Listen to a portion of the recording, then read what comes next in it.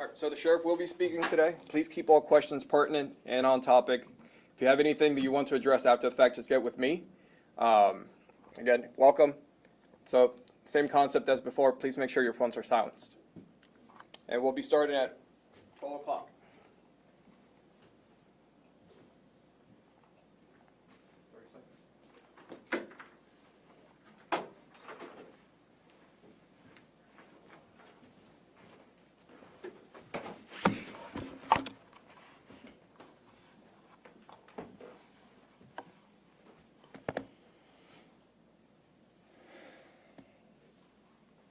Seconds.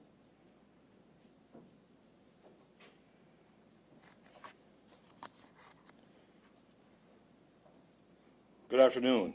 Thank you all for being here. I appreciate it very much.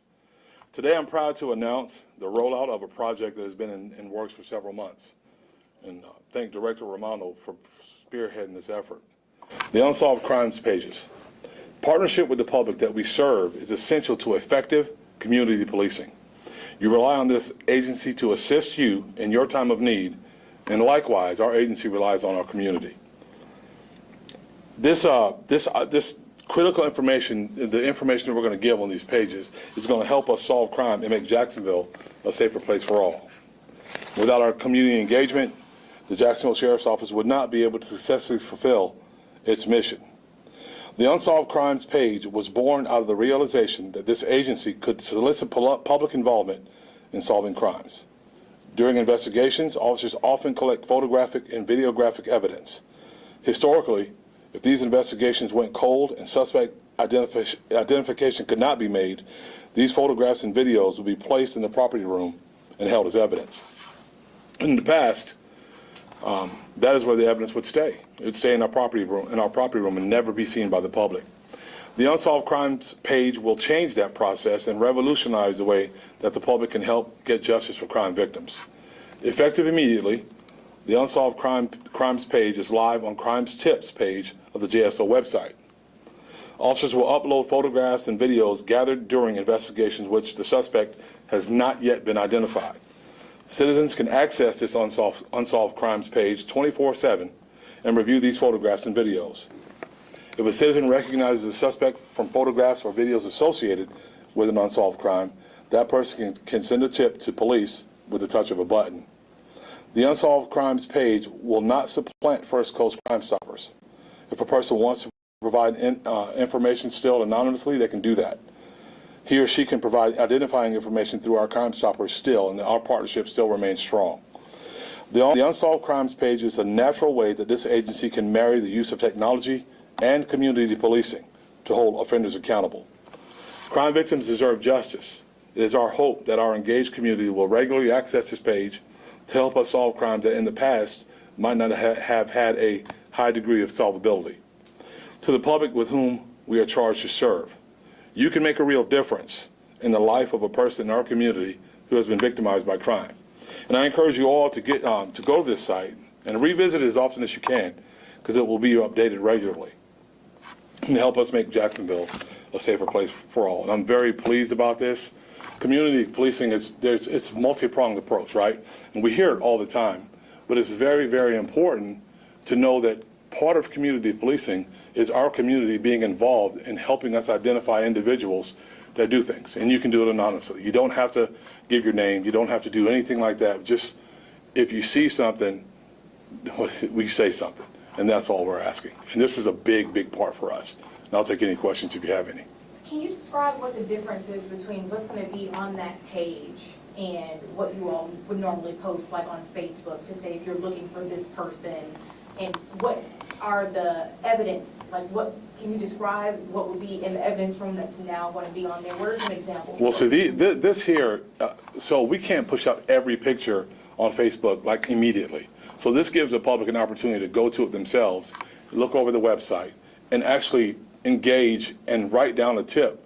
If you have one, can you go to that slide and write down, type in the tip, type on it. If you know the individual, you can type that in and send it directly to us. Whereas Facebook, it does that, but it's just not as it's not going to be. It's another tool to add in our toolbox. And this, instead of just pictures just sitting in a spot in a property room or something, this is out there for the public to pull up at any time and see.